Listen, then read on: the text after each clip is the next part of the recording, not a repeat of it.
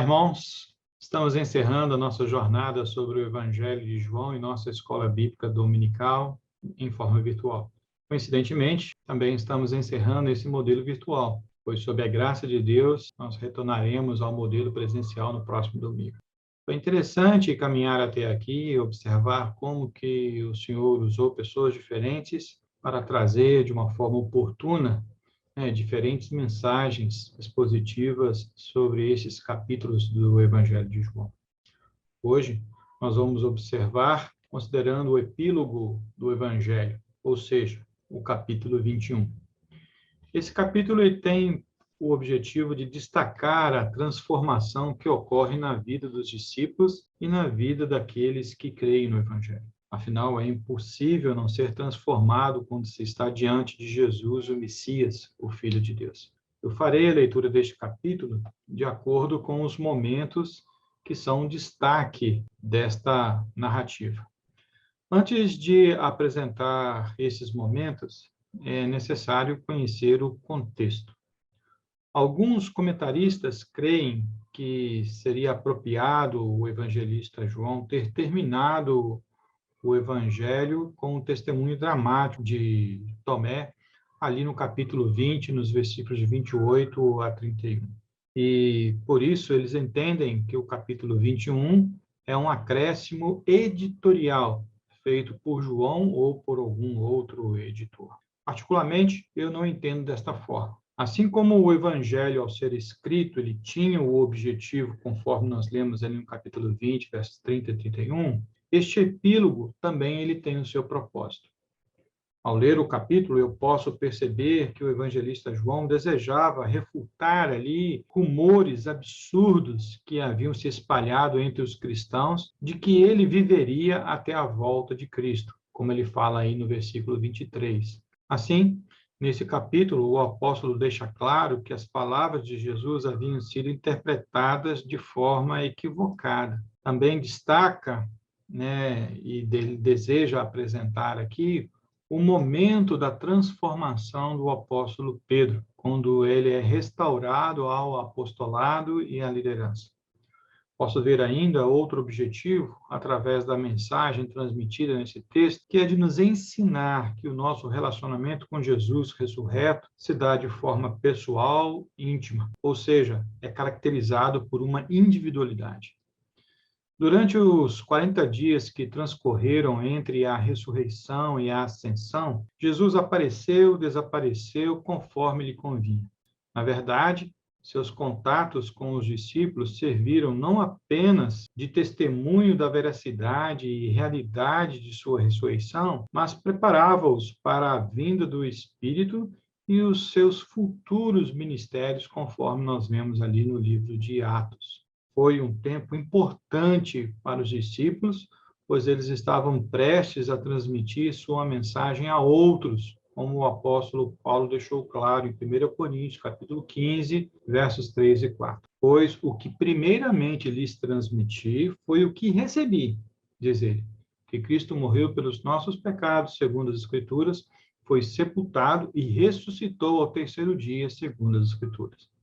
O relato do capítulo começa com os discípulos na Galileia, que foi o local indicado pelo Senhor através de Maria Madalena no dia da sua ressurreição para encontrá-los. Observe que no capítulo anterior, o capítulo 20, eles ainda estão em Jerusalém.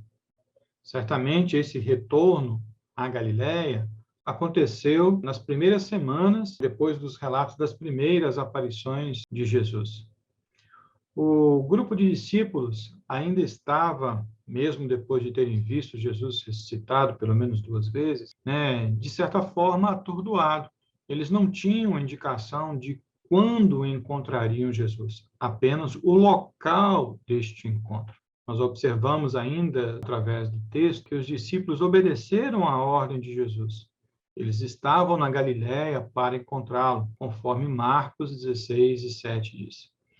Jesus, através dos relatos nos evangelhos, ele estabeleceu a base ministerial dele em Cafarnaum, uma cidade ali na Galiléia, nas margens do mar da Galiléia ou de Tiberíades.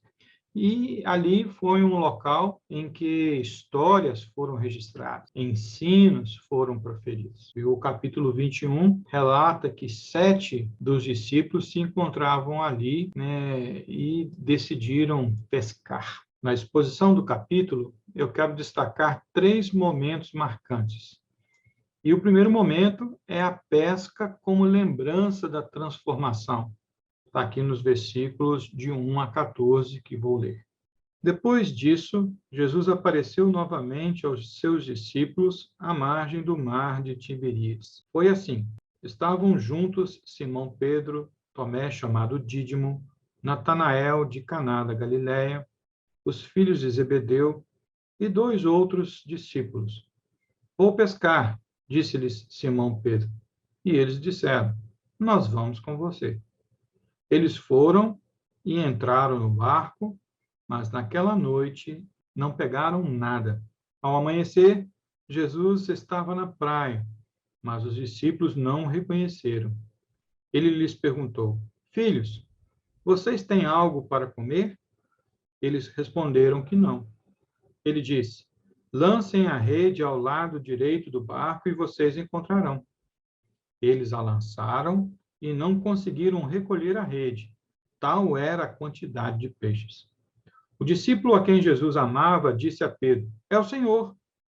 Simão Pedro, ouvindo dizer isso, vestiu a capa, pois a havia tirado, e lançou-se ao mar. Os outros discípulos vieram no barco, arrastando a rede cheia de peixes, pois estavam apenas a cerca de 90 metros da praia.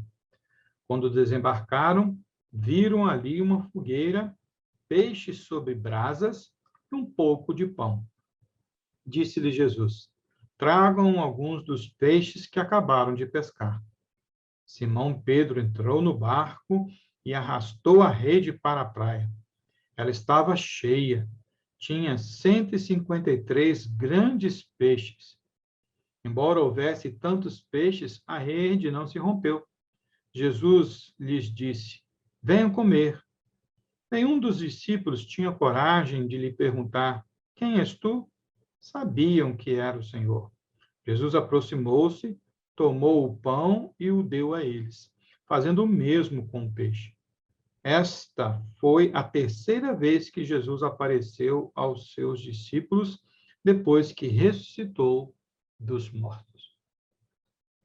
Como observado pelo contexto, Jesus havia instruído seus discípulos a se encontrarem com ele ali na Galiléia. Isso os levou ao mar da Galiléia quando Pedro decidiu ir pescar. Os estudiosos da Bíblia não têm consenso se essa decisão de Pedro de pescar foi ou não correta. Alguns afirmam que a decisão de pescar foi algo perfeitamente legítimo, pois, afinal, os discípulos precisavam pagar as contas e a melhor maneira de levantar o sustento era exercer a profissão. Por isso, foram pescar. Além disso, deixariam a ociosidade enquanto esperavam o encontro com Jesus. Outros comentaristas acreditam que Pedro tinha sido chamado para deixar esta vida, conforme Lucas 5:11 diz que Jesus os faria pescadores de homens, e que isso foi um erro voltar a pescar. Além disso, segundo eles, ao sair para pescar, ele acabou levando consigo 6 outros discípulos. Eles veem isso um agravante, porque Pedro os induziu ao erro. Bom, voltamos então à questão. Não sabemos se Pedro e seus amigos estavam certos ou errados em ir pescar. Mas de uma coisa nós sabemos: seus esforços foram em vão, pois durante aquela noite não pegaram nada.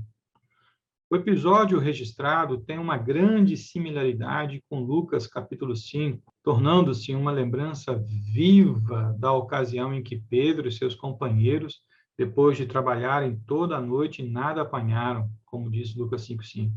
Eles foram convocados oficialmente para o ministério evangelístico de Jesus na Galiléia. Eles se tornariam pescadores de homens, como diz o versículo 10 do capítulo 5 de Lucas. Eles acabaram se tornando, mais tarde, apóstolos.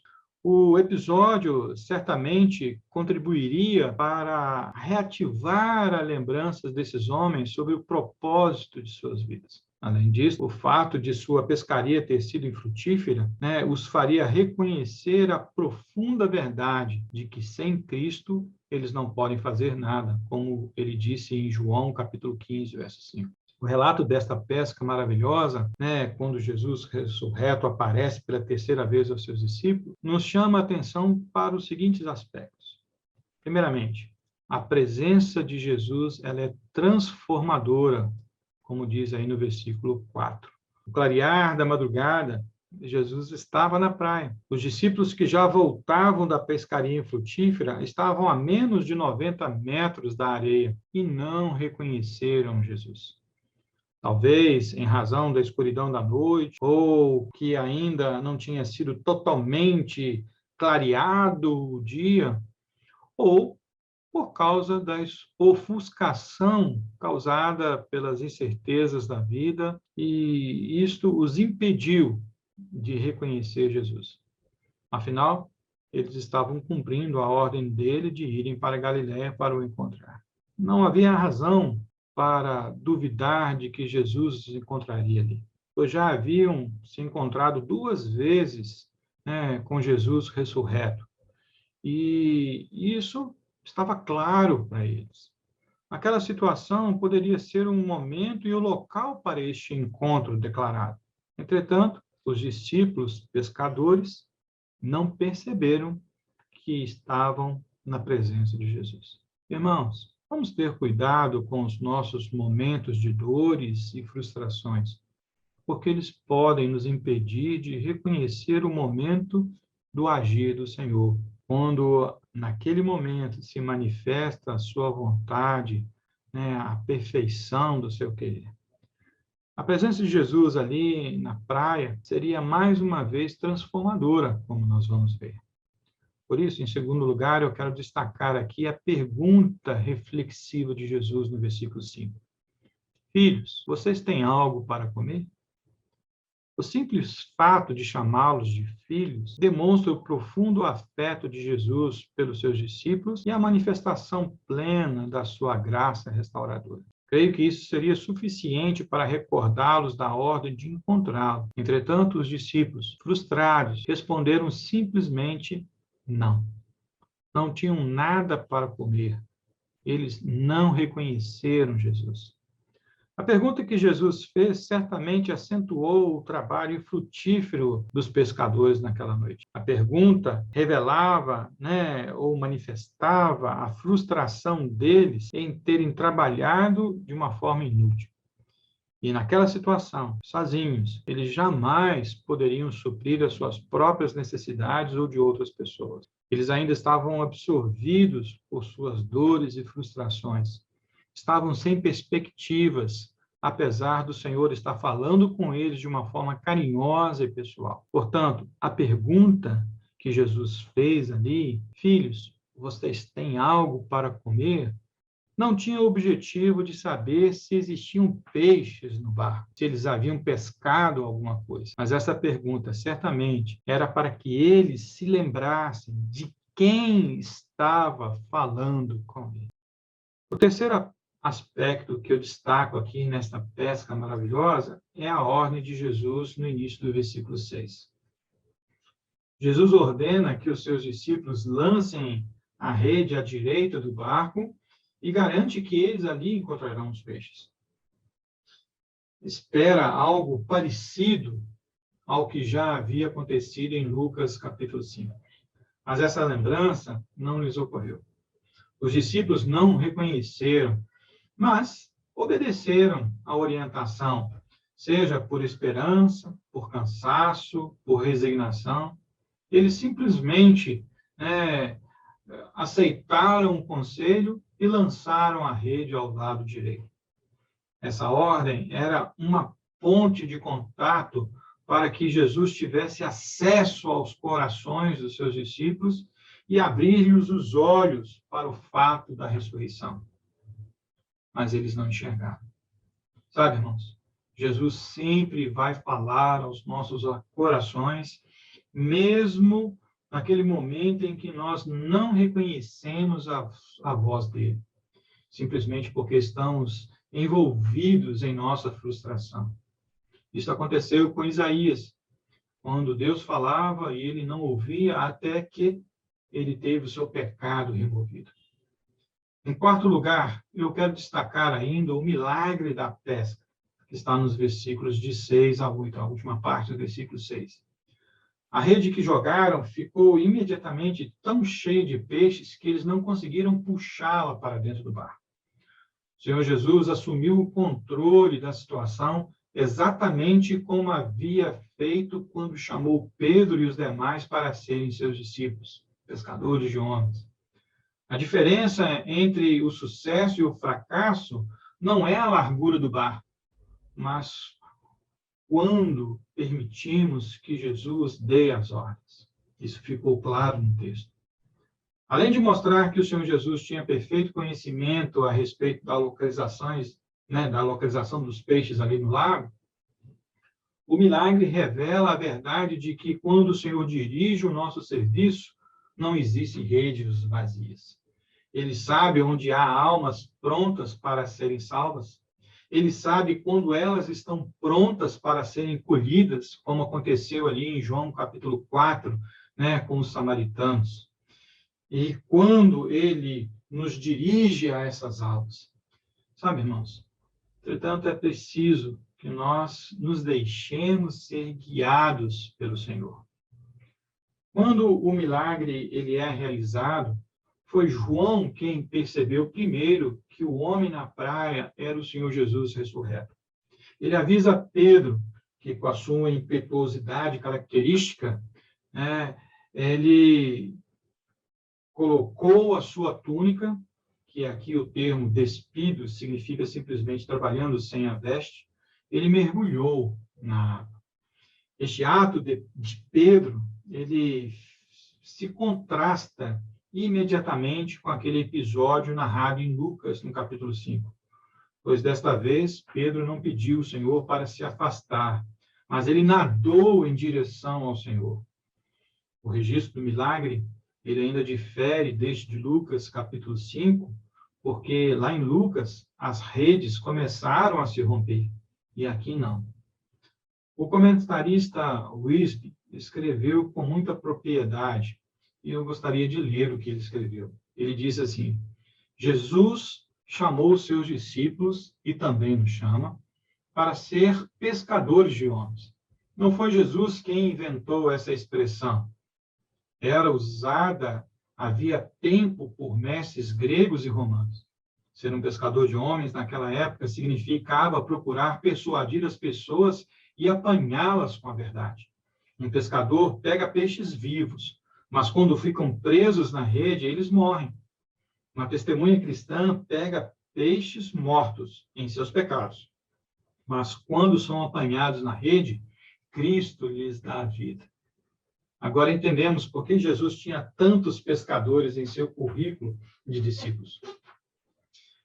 Os pescadores sabem trabalhar, têm coragem e fé para ir até o fundo, têm paciência e persistência e não desistem. Sabem cooperar entre si e usar os equipamentos do barco. E isso se torna um grande exemplo a seguir em nossa pescaria para Jesus. Somos, de fato, pescadores de homens e há peixe a nosso redor, se nós obedecermos a direção para lançarmos as nossas redes. Por fim, eu quero destacar aqui no nosso texto a refeição com Jesus, nos versículos de 9 a 14. Quando os discípulos soltaram em terra, encontraram um braseiro com peixes e pão. O braseiro era para aquecê-los do frio da noite à beira-mar. O alimento era para lhes restaurar as forças. E Jesus ordena que eles tragam mais peixes, daqueles que acabaram de apanhar, e os convida a comer. Os discípulos ficaram calados, perplexos, admirados diante do Senhor ressurreto. Então Jesus toma o pão e lhes dá, e de igual modo o peixe. Estabelecia-se ali a comunhão, o compartilhamento, a plena restauração. Eles estão com o Mestre novamente. De certa forma, João centraliza todo esse episódio em torno de Pedro, pois é a ele que foi declarada a identidade do homem na praia. É ele quem se lança ao mar e nada até Jesus. É ele quem arrasta a rede dos barcos até a praia em uma enorme demonstração de força e habilidade profissional.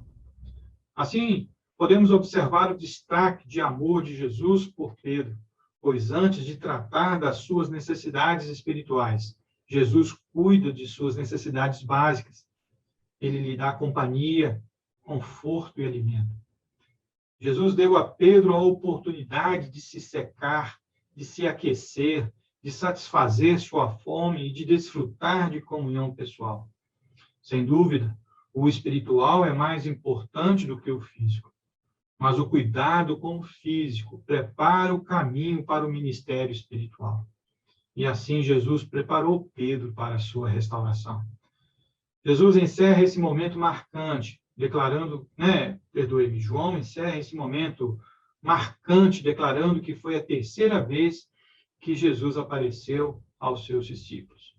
O aparecimento a Maria Madalena, no dia da ressurreição, não foi contado, já que não foi um aparecimento aos seus discípulos oficiais. Que houve outras vezes, é evidente que Jesus apareceu aos seus discípulos, conforme os evangelhos dizem.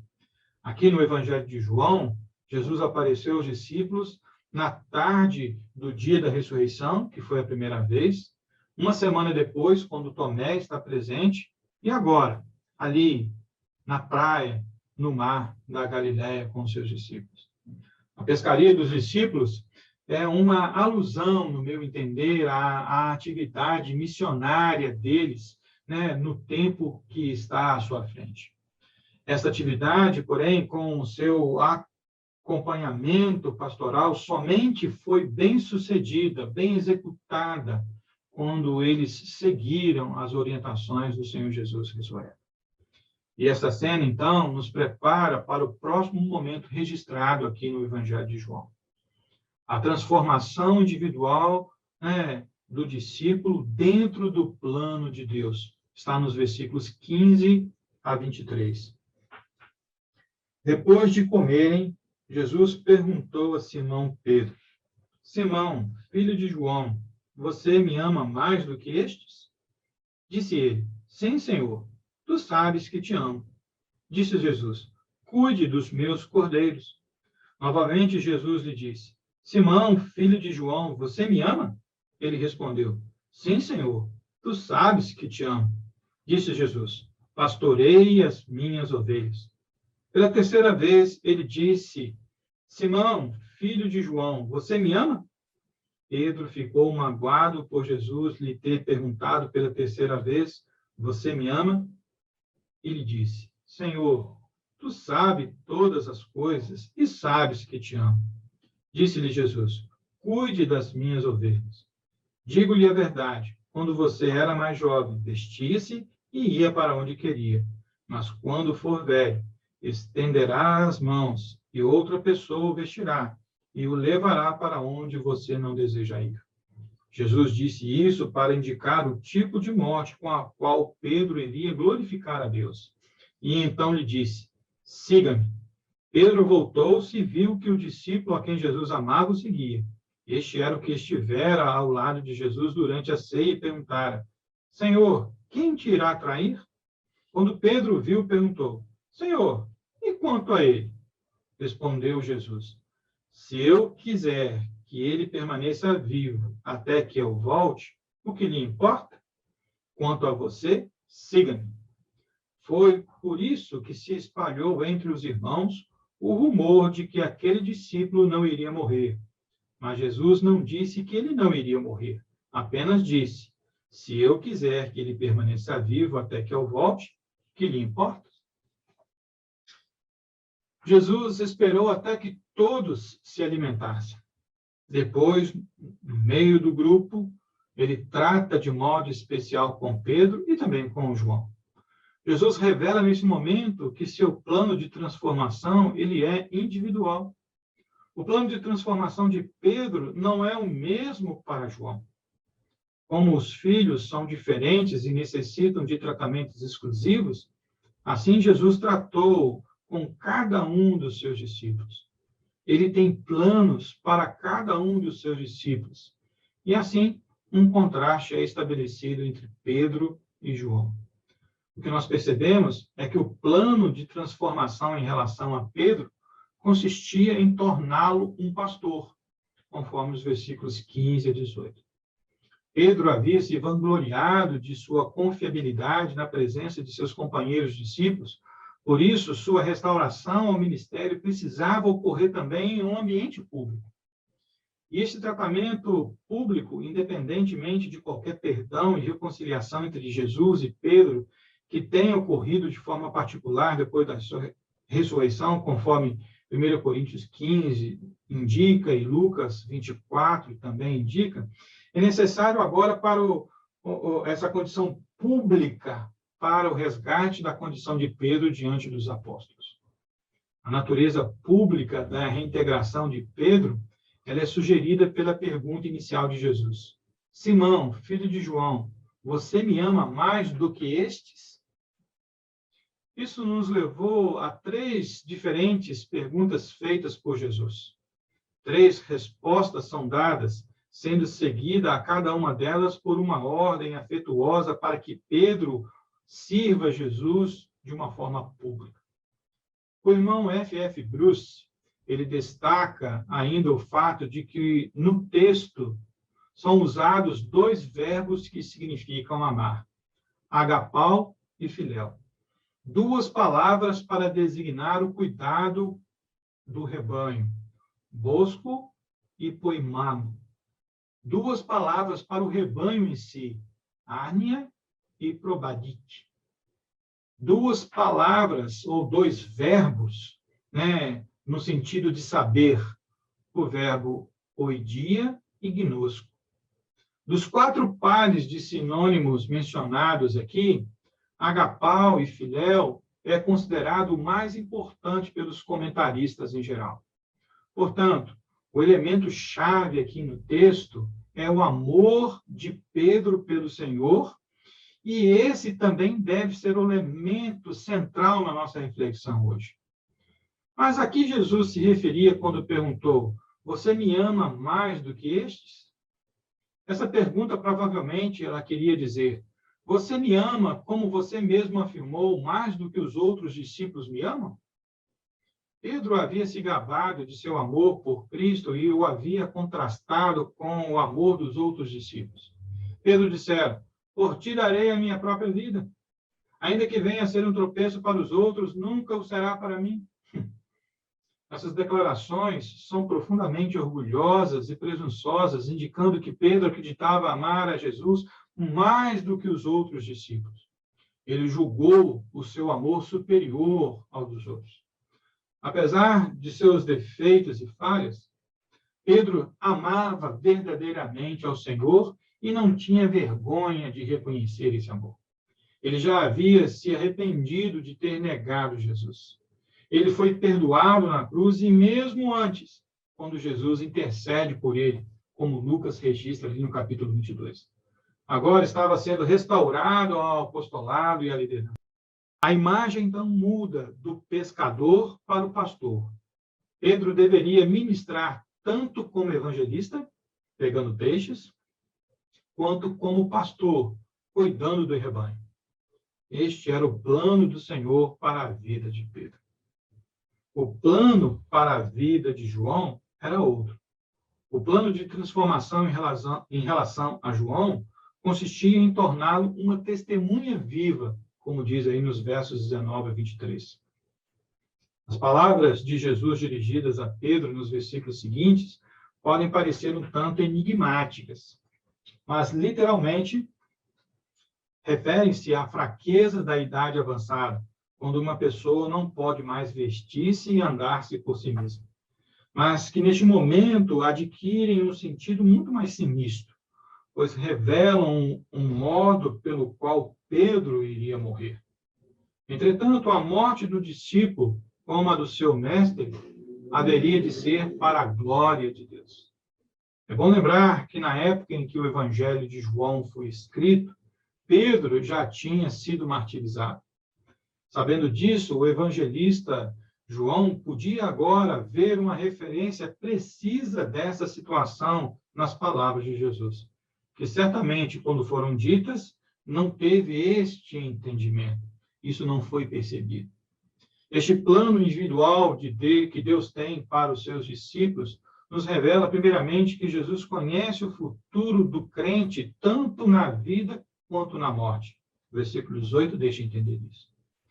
Jesus ensina que a morte do crente tem como propósito a glorificação do nome de Deus, como ele deixa claro aqui no versículo 19. Por fim, Jesus ensina que não devemos especular acerca da condição de outros crentes. Antes, devemos pensar sobre nós mesmos, como ele fala nos versículos 20 a 23. A tarefa de Pedro era pastorear as ovelhas de Cristo e morrer por ele. A tarefa de João era dar testemunho da história de Cristo, viver até uma idade avançada e morrer em paz. Pedro era o grande pastor e João era a grande testemunha. Isso não os convertia em rivais ou competidores em termos de honra ou prestígio.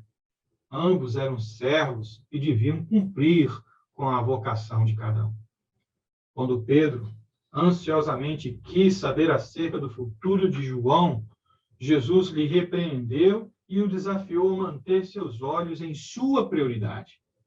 Quanto a você, siga-me. Versículo 22. Pedro é conclamado a simplesmente seguir Jesus, pois este é o plano do Senhor para o seu servo Pedro. Irmãos, em vez de especularmos sobre o destino dos outros, devemos olhar e nos concentrar em nossos ministérios, os quais nos foram confiados através do exercício dos dons espirituais. Esta, meus irmãos, é a nossa missão. Finalmente, eu quero destacar aqui o terceiro e último momento marcante desse capítulo. O testemunho operado pela transformação, versículos 24 e 25. Este é o discípulo que dá testemunho dessas coisas e que as registrou. Sabemos que o seu testemunho é verdadeiro. Jesus fez também muitas outras coisas. Se cada uma delas fosse escrita, penso que nem mesmo no mundo inteiro haveria espaço suficiente para os livros que seriam escritos. Ao chegar no final do seu evangelho, João reafirmou a credibilidade de seu testemunho.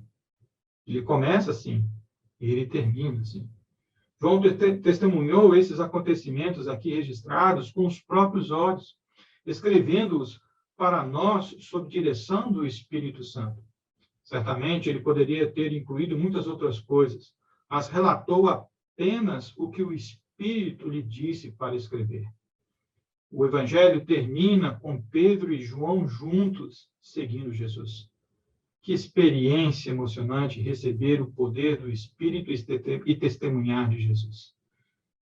Se não tivesse crido nele, sendo transformados por Jesus e passado a segui-lo, esses homens não seriam nada além de pescadores bem-sucedidos no mar da Galileia, e o mundo jamais teria ouvido falar deles e do glorioso Salvador.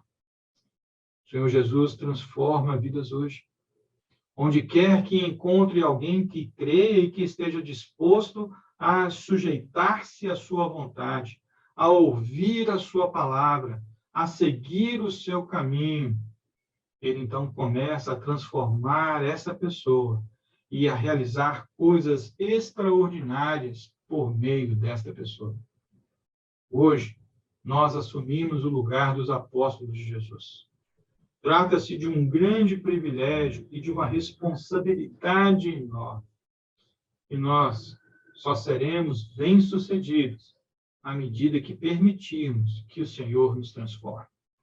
E o nosso desejo é que a reflexão, o estudo deste Evangelho, promova em nós, de fato, a transformação que Deus deseja. E que nós não apenas sejamos transformados, mas que vivamos segundo o querer do nosso Deus. buscando entender o desejo de Deus para as nossas vidas, viver a vontade dele. Que Deus nos abençoe e que possamos seguir com o dia de hoje, alegres, sabedores de que Deus tem preparado o nosso caminho e que, como testemunhas dessa transformação que Cristo opera em nós, nós levamos adiante a nossa vida. Que Deus nos abençoe. Amém.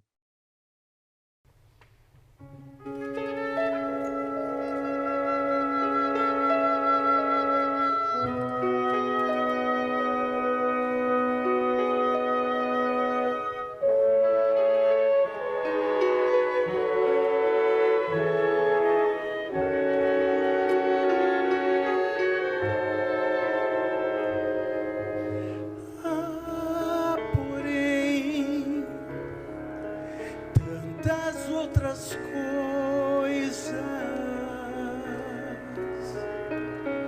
que Cristo fez e que Ele falou,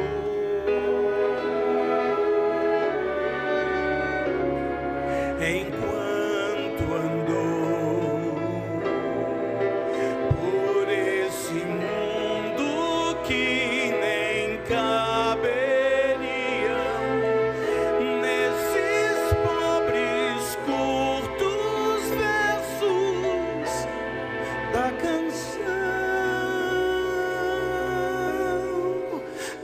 Estas, porém, foram escritas para que creiam que é o Filho de Deus